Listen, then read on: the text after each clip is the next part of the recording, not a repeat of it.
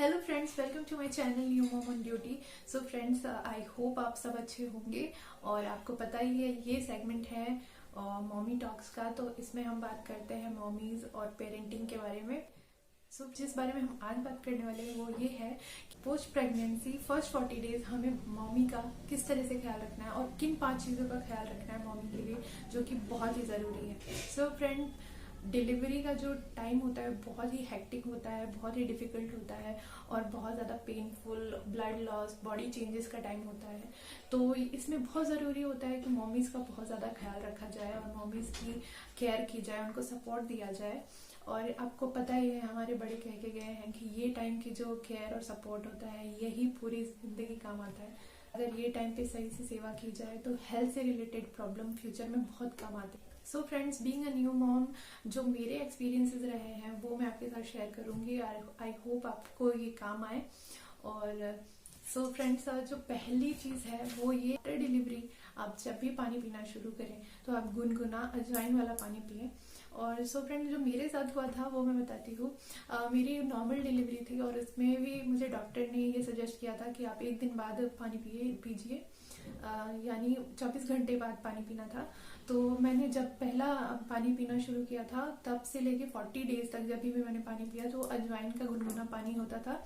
और जैसे कि पहले अजवाइन के साथ पानी को उबाल लिया जाता था और उसी पानी को फिर बाद में गुनगुना करके मैं पूरे दिन पिया करती थी। तो डेली ये प्रोसेस चलती थी 40 डेज के लिए। फ्रेंड्स, ये बहुत ही इफेक्टिव नुस्खा रहता है, आपको ये ज़रूर करना चाहिए। इसके बहुत सारे बेनिफिट्स हैं। पहला तो ये है कि ये ब्लड सर्कुलेशन ठीक करता है, जो भी बॉडी में चेंजेस आए उनको हील करने की कोशिश करता है, इम्यूनिटी स्ट्रांग करता है। और बहुत सारे लोग बोलते हैं कि इस पे पेट कम करने में भी बहुत ज़्यादा इफेक्टिव होता है। तो आप इसे ज़रूर ट्राई करें और ये आपको फ़ायदा ही देगा।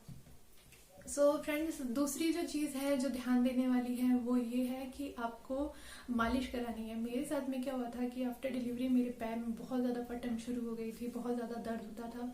तो ऐसे में जो आपकी बॉडी इतने सारे पेन को झेल के आई होती है तो उसे वो टाइम पे हील करने की ज़रूरत होती है। और ये मालिश फर्स्ट 40 डेज ज़रूर होनी चाहिए मॉमीज़ की, चाहे वो कमर की हो, हाथ पैर की हो, सिर की हो और या फिर पेट की हो। पेट की मालिश के लिए तो डॉक्टर सजेस्ट करते हैं, अगर आपका सी सेक्शन या सिजेरियन बचा हुआ है तो शायद आपको 21 डेज के बाद ये अलाउ करें। बट नॉर्मल डिलीवरी में जनरली नेक्स्ट डे से ही शुरू हो जाता है मालिश, और मेरे साथ भी हुआ था। ये 40 डेज चलता है, मेरा भी मालिश 40 डेज चला था, जिसमें कि सुबह और शाम डेली मालिश होती थी, बेबी की भी और मेरी भी। तो इस हिसाब से आपको मालिश भी ज़रूर करानी चाहिए। फ्रेंड्स, जो आज हम लोग जिन चीज़ों का ध्यान रखेंगे यही चीज़ें आपको फ्यूचर में बेनिफिट पहुंचाती हैं, तो अभी ध्यान रखना ज़्यादा ज़रूरी है। तो friends, the third thing is that मालिश, सिर की मालिश और सिर पे तेल की मालिश। तो फ्रेंड्स, आपको ये 40 डेज ये ध्यान रखना है कि आपको डेली सिर पे तेल रखना है, दोनों टाइम, सुबह और शाम। और ये ज़रूरी भी है फ्रेंड्स। सो फ्रेंड्स, जो मेरी दादी नानी है वो बताती हैं कि ये टाइम पे आँख कमज़ोर होने के बहुत चांसेस होते हैं, फ्यूचर में बहुत जल्दी आँख कमज़ोर होती है। सो फ्यूचर में माइग्रेन की प्रॉब्लम हो सकती है और सिर दर्द होता है। इन सब चीज़ों से बचने के लिए, सो फ्रेंड्स, इन सब चीज़ों से बचने के लिए ये बहुत ज़रूरी है कि आप डेली सिर पे तेल की चम्पी करें। और आई नो ये बहुत स्टिकी लगता है, बहुत ज़्यादा मैसी फील होता है, बट आपको ये 40 डेज आपको सब कुछ साइड में रख के आपको अपनी केयर करनी होती है और ये बहुत ज़रूरी होती है। सो फोर्थ थिंग इज दैट आपको एक डाइट मेंटेन करनी होगी फर्स्ट 40 डे, भले ही आपकी नॉर्मल डिलीवरी है या फिर सी सेक्शन है। आपको ये चीज़ें ध्यान देनी होगी कि आप तो एक प्रॉपर डाइट होनी चाहिए एक न्यू मॉम की। और क्योंकि ये टाइम पीरियड होता है जो बॉडी में चेंजेस होता है उनको हील करने का और वापस रिकवर करने के लिए, बॉडी को रिकवर करने के लिए होता है। तो ये टाइम पे बहुत अच्छे खाने की ज़रूरत होती है। आपको ये टाइम पे स्पाइसी फूड को नो करना है और आपको ऐसे खाने को खाना है जिसमें फाइबर ज़्यादा हो।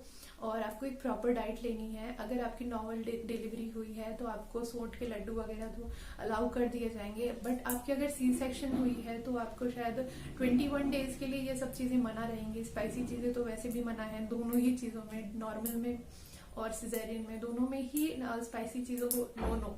और 40 डेज आई नो बहुत डिफिकल्ट होता है, मेरे साथ भी होता है, मुझे बहुत क्रेविंग होती थी गोलगप्पों की। पर करना है तो करना है कि ये टाइम का ही केयर आपको आगे फ्यूचर में भी काम देगा। तो इसलिए आपको करना है नो स्पाइसी फूड को। तो फाइबर वाला खाना खाने से आपको कॉन्स्टिपेशन प्रॉब्लम्स नहीं होंगी, आपको मोशन सही से होंगे और इसके अलावा डाइजेशन अच्छा रहेगा। तो आप इसीलिए फाइबर वाले फूड को ज़्यादा कंज्यूम करिए rather than having spicy food। So friends, जो पांचवी चीज है जो आपके लिए बेनिफिशियल रहेगी वो है, दिखाती हूँ, ये जो मेरे लिए भी बेनिफिशियल रहेगी फ्रेंड्स। ये है एक तरीके का बेल्ट, और जो कि आफ्टर प्रेगनेंसी मॉमीज यूज करती हैं। ये बहुत इजीली अवेलेबल है कोई भी शॉपिंग साइट पे।